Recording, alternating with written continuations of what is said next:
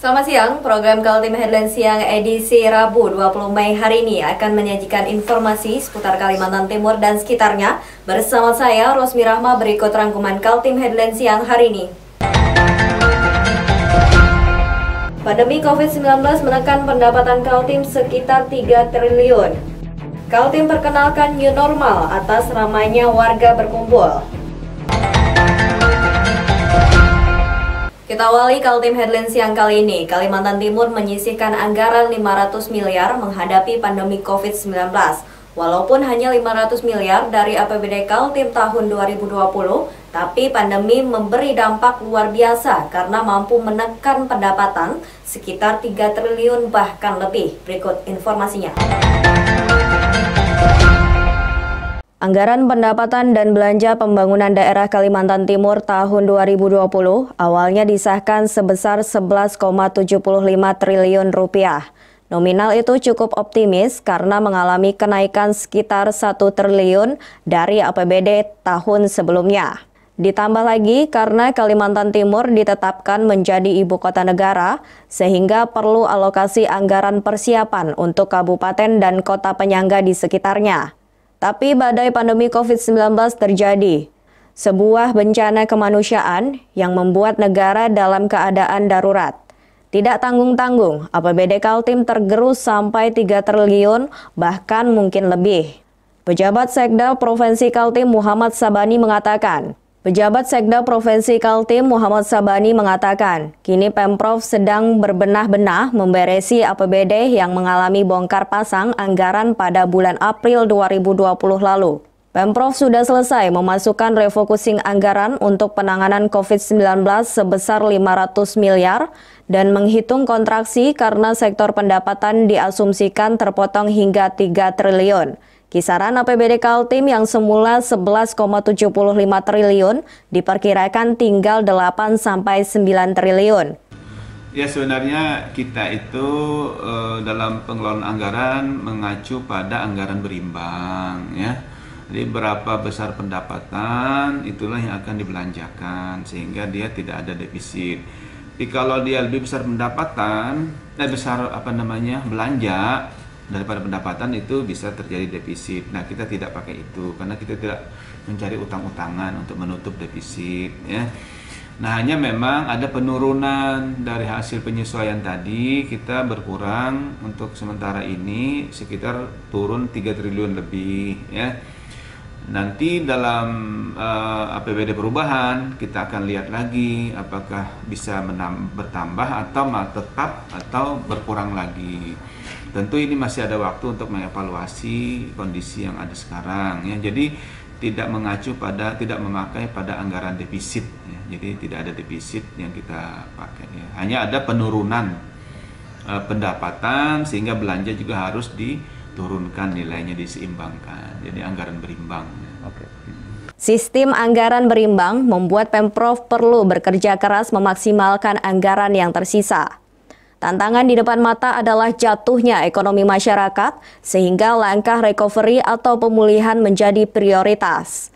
Pertumbuhan ekonomi di Kalimantan Timur yang sempat membaik pada tahun 2019 mencapai kisaran 4,77%, pada kuartal pertama tahun 2020 sudah menunjukkan penurunan yang tajam. Tapi dari triwulan pertama kita lihat itu nampaknya ada pelambatan, ya. Kita baru tumbuh sekitar 1,3, ya, di kisaran itulah, ya, antara 1,3 ke bawah dan ke atas, ya. Kalau melihat kondisi seperti ini, bisa jadi di akhir tahun pertumbuhan ekonomi Kaltim tidak mencapai sebagaimana tahun 2019, bisa jadi.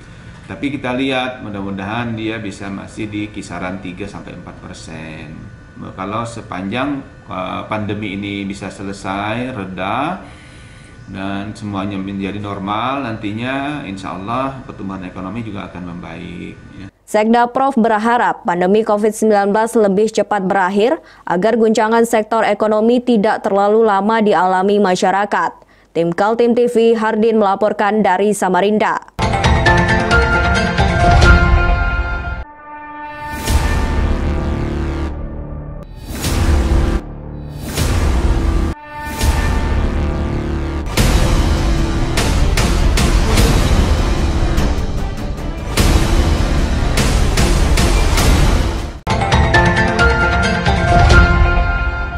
Nasib pembangunan ibu kota negara semakin terkatung-katung. Dari Jakarta, Menteri Keuangan Sri Mulyani menyebutkan tidak ada anggaran untuk pembangunan fisik baik tahun 2020 maupun tahun 2021 karena fokus masih pada recovery ekonomi. Begitu pula Pemprov Kaltim yang tidak mengalokasikan apapun sebagai provinsi yang telah ditunjuk Presiden Joko Widodo sebagai kawasan perpindahan ibu kota baru. Berikut informasinya. Pemerintah Kalimantan Timur tidak menganggarkan secara khusus pembangunan ibu kota negara, baik untuk tahun 2020 maupun 2021. Pejabat Sekda Kaltim, Muhammad Sabani mengatakan, untuk ibu kota negara, Pemprov Kaltim menunggu kelanjutan rencana itu dari pemerintah pusat. Sebelumnya, Menteri Perencanaan Pembangunan Nasional, Kepala Bappenas Suharso Monoarfa meyakinkan, rencana ibu kota negara tidak dibatalkan karena adanya pandemi COVID-19. Ia mengatakan tidak ada proyek fisik, tapi stafnya di Bappenas tetap bekerja mematangkan rencana-rencana pembangunan IKN. Kalau kita kan mengikut pusat ya, jadi anggaran semua itu dari pemerintah pusat. Kita hanya memantau saja bagaimana perkembangan. Sementara ini kan draft undang-undangnya sudah disiapkan ya oleh pemerintah pusat, tapi belum diajukan ke DPR RI. Ya. Kemudian badan otorita juga belum ditetapkan, ya, sehingga memang kita sendiri tidak mengalokasikan anggaran apa-apa ke sana. Ya. Menurut Muhammad Sabani, Kalimantan Timur tetap berharap rencana itu tetap berjalan, terutama terkait dengan status hukum seperti undang-undang dan badan otorita kawasan ibu kota negara yang baru. Kemudian pekerjaan non-fisik lainnya seperti master plan, feasibility study, dan tata ruang. Saat ini kan sudah berjalan secara paralel ya, yang dilakukan oleh pusat. Mereka sudah menyelesaikan pre-master plan ya kan. Juga FS kalau tidak salah menurut laporan yang saya terima, informasi yang saya terima sudah diselesaikan. Tentu mereka akan maju nanti kepada penyusunan master plan-nya, kemudian rencana tata ruang, ya, kemudian juga urban planning-nya. Nah, itu pemerintah pusat semua. Nah, kita tentu mengharap itu berjalan dengan baik, walaupun memang secara pembangunan fisik mungkin mengalami penundaan ya karena kondisi keuangan negara yang juga dihantam oleh pandemi virus corona ini. Kepastian tidak ada anggaran untuk pembangunan ibu kota negara disampaikan Menteri Keuangan Sri Mulyani pada sesi wawancara dengan stasiun televisi nasional di Jakarta. Sri Mulyani mengatakan sudah berbicara dengan Presiden Joko Widodo tentang alokasi anggaran IKN. Dan memang tidak ada anggaran untuk rencana itu baik pada tahun 2020 maupun 2021. Menteri Keuangan mengatakan tahun 2021 adalah masa recovery ekonomi dan diharapkan ekonomi Indonesia cepat pulih, sehingga rencana IKN bisa dipercepat. Tim Kaltim TV, Hardin melaporkan dari Samarinda.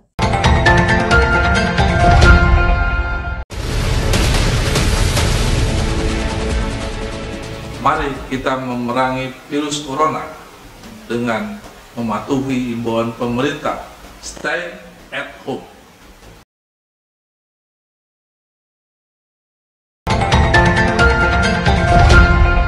Kita beralih ke informasi selanjutnya mengenai situasi menjelang Hari Raya Idul Fitri membuat kawasan mal dan pasar kian ramai oleh masyarakat. Konsentrasi jumlah warga berkumpul dalam situasi pandemi COVID-19 dianggap rawan penyebaran. Apalagi saat ini jumlah pasien positif masih terus bertambah. Di Kaltim, total warga yang terpapar virus corona mencapai 258 orang. Tidak ada pelonggaran atau protokol kesehatan, tapi masyarakat di perkotaan mulai mengabaikan imbauan jaga jarak dan larangan berkumpul. Buktinya, kawasan mal dan pasar di kota Samarinda mulai padat pengunjung, khususnya menjelang Hari Raya Idul Fitri.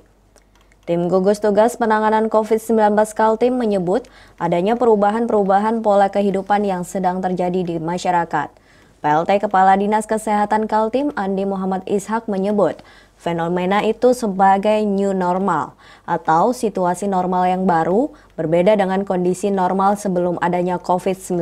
Karena itu, kami juga sudah menghimbau dan juga sudah meminta kepada seluruh kabupaten kota untuk juga segera melaksanakan antisipasi terhadap kemungkinan terjadinya perubahan kebijakan ke depan, yaitu dengan sedikit memberikan kelonggaran beberapa hal kaitannya dengan menghadapi new normal atau kondisi kehidupan normal yang baru sehubungan dengan pandemi COVID ini. Artinya kita juga dalam menghadapi pandemi ini, tapi diharapkan kita juga sudah mulai melakukan aktivitas secara normal terbatas, dan ini juga tentunya diikuti dengan kebiasaan-kebiasaan yang sudah kita laksanakan selama ini untuk tetap melakukan protokol kesehatan dengan ketat.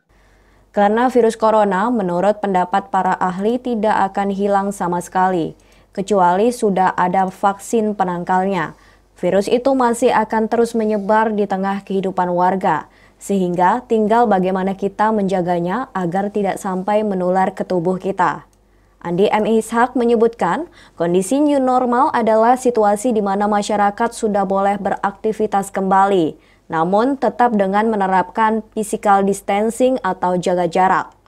Tetap memakai masker dan sering mencuci tangan, serta menghindari kerumunan massa yang berpotensi menjadi klaster penyebaran virus corona. Proses penularan ini masih saja ada dan potensinya juga masih ada. Oleh karena itu kita berusaha semaksimal mungkin untuk bisa menekannya. Nah, apa yang bisa kita lakukan untuk bisa menekan ini? Mau tidak mau memang kita harus tetap menerapkan prinsip-prinsip protokol kesehatan, yaitu senantiasa untuk menjaga jarak antar sesama, karena penularan bisa terjadi karena adanya kontak erat dari individu ataupun dari masyarakat itu sendiri terhadap pada orang-orang yang mungkin saja sudah terpapar atau sudah terinfeksi yang tanpa sengaja, tanpa disadari mungkin membawa virus itu yang ada dalam tubuhnya. Di kota-kota Kalimantan Timur sendiri, suasana keramaian terjadi di mana-mana. Bahkan rapat-rapat tatap muka sudah mulai berlangsung di DPRD Kaltim. Walaupun dilaksanakan dengan protokol kesehatan seperti menjaga jarak peserta rapat. Update penanganan COVID-19 di Kaltim per hari Selasa 19 Mei 2020, total jumlah pasien positif yang diperiksa swab laboratorium sebanyak 258 orang, dengan diantaranya 81 sembuh dan 3 meninggal dunia. Sedangkan jumlah pasien yang dirawat ada 174 orang. Tim Kaltim TV melaporkan.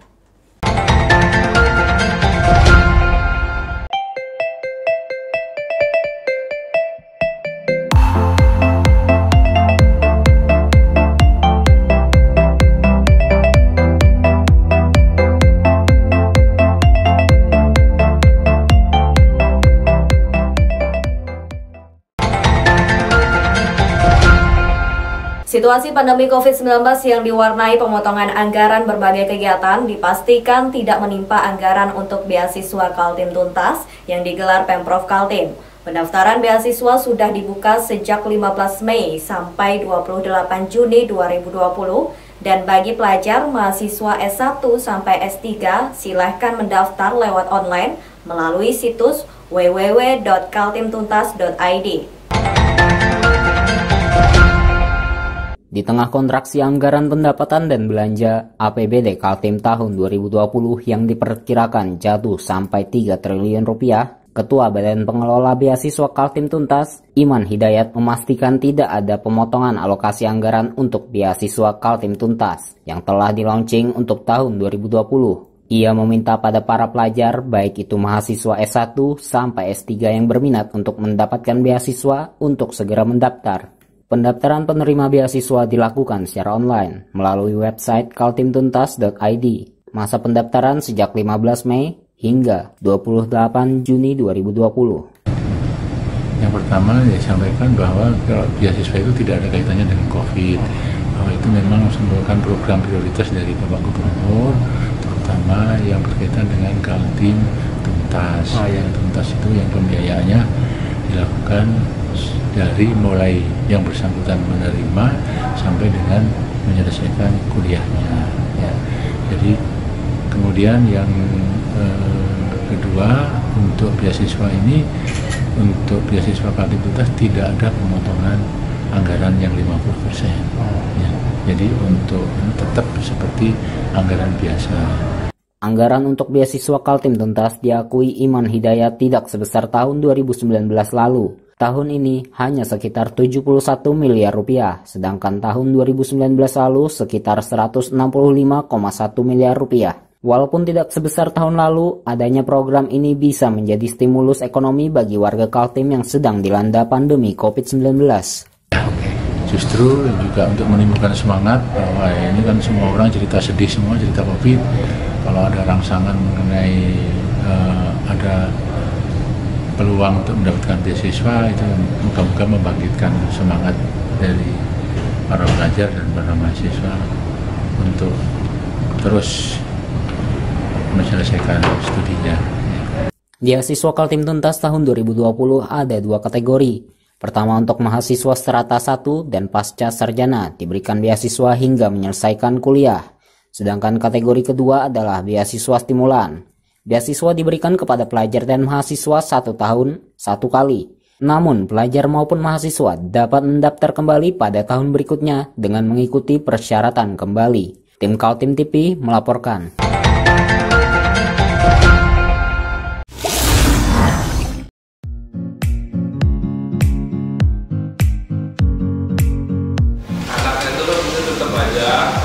Cara mudah beriklan digital di Kaltim TV.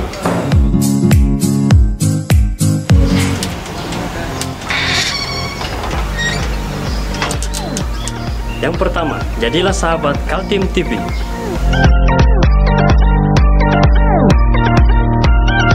Dengan Rp1.000.000, para sahabat mendapat 20 kali tayang di slot berita kamu.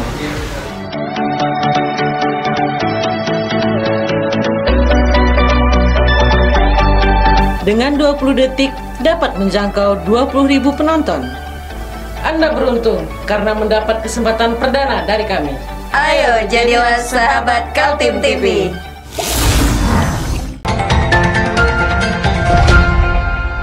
Peraturan daerah tentang kawasan ekonomi khusus Maloy Batuta Trans Kalimantan yang di dalamnya terdapat kawasan industri dan pelabuhan internasional yang disingkat menjadi KIPI belum rampung juga. Namun, 2 anggota DPRD Kaltim yang duduk dalam panitia khusus KIPI merasa optimis tahun 2020 selesai dan disahkan menjadi perda. Berikut informasinya. Inilah kawasan Maloy yang namanya sudah sangat terkenal sejak zaman Gubernur Kaltim Awang Faruk Ishak, bahkan sempat menjadi jok politik. Jika Gubernur Awang Faruk dalam berbagai sambutan sampai berbicara tentang kawasan Maloy, itu pertanda pidatonya akan segera berakhir. Gubernur Kaltim Awang Faruk sangat ambisius dengan proyek raksasa yang dulu diperkirakan akan menghabiskan dana sekitar 7 triliun rupiah itu. Sebab inilah kawasan industri dan pelabuhan internasional terbesar di Kalimantan yang akan melayani kegiatan ekspor hasil sumber daya alam. Proyek itulah yang akan menjadi legasi masa kepemimpinannya di Kalimantan Timur selama 10 tahun. Sayangnya, di akhir masa tugasnya, belum semua pekerjaan besar di Maloy tuntas. Salah satunya menyangkut peraturan daerah yang menjadi dasar hukum untuk mengoperasionalkannya. Tentang rancangan peraturan daerah, Maloy sudah mulai dibahas DPRD sejak tahun 2019 lalu. Bahkan dibentuk pansus atau panitia khusus sejak masa DPRD periode lalu dan bersambung ke periode 2019-2024. Pansus terkait dengan Maloy ini kita tinggal menindaklanjuti karena periode yang lalu sudah dibahas oleh pansus yang lama, tetapi karena habis masa jabatan itu tidak sempat disahkan, maka ini ditindaklanjuti dengan pansus sekarang ini dengan anggota DPRD periode 2019-2024. Berarti pansus ini apakah akan diperpanjang? Kelihatannya kalau melihat waktunya karena pengaruh daripada wabah corona kemarin, kita tidak sempat melaksanakan, tidak bisa perjalanan keluar daerah, tidak bisa berkunjung ke instansi terkait, khususnya belum sempat peninjauan ke lokasi, maka waktu yang diberikan oleh pansus ini kan hanya 3 bulan. Nah, ini tersisa berapa bulan lagi, hampir habis. Saya kira akan diperpanjang untuk efektifnya pembahasan ini. Peraturan daerah kawasan ekonomi khusus Maloy menjadi isu seksi dalam suasana pandemi COVID-19. Sebab tahun 2021 adalah tahun recovery ekonomi di mana sumbu-sumbu ekonomi baru diantaranya Pelabuhan Maloy harus mulai diaktifkan.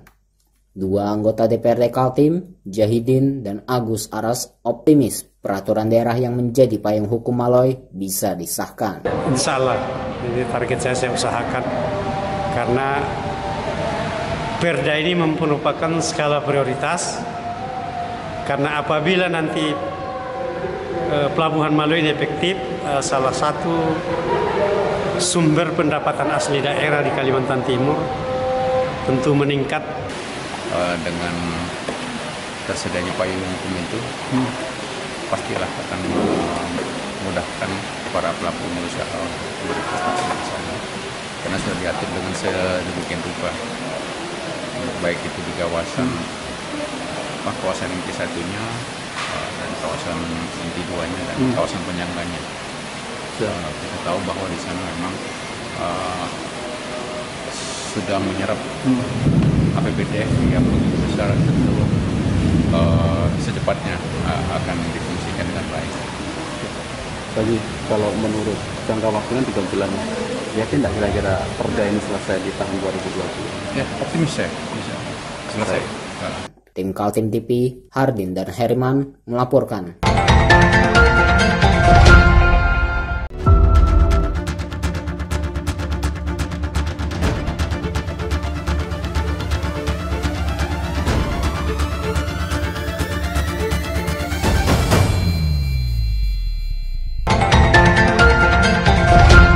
Demikian Kaltim Headlines siang kali ini. Informasi lainnya dapat Anda simak melalui channel YouTube dan fanpage Facebook Kaltim TV. Saya Rosmi Rahma bersama kerabat kerja yang bertugas pamit undur diri. Kaltim TV, siaran kemajuan.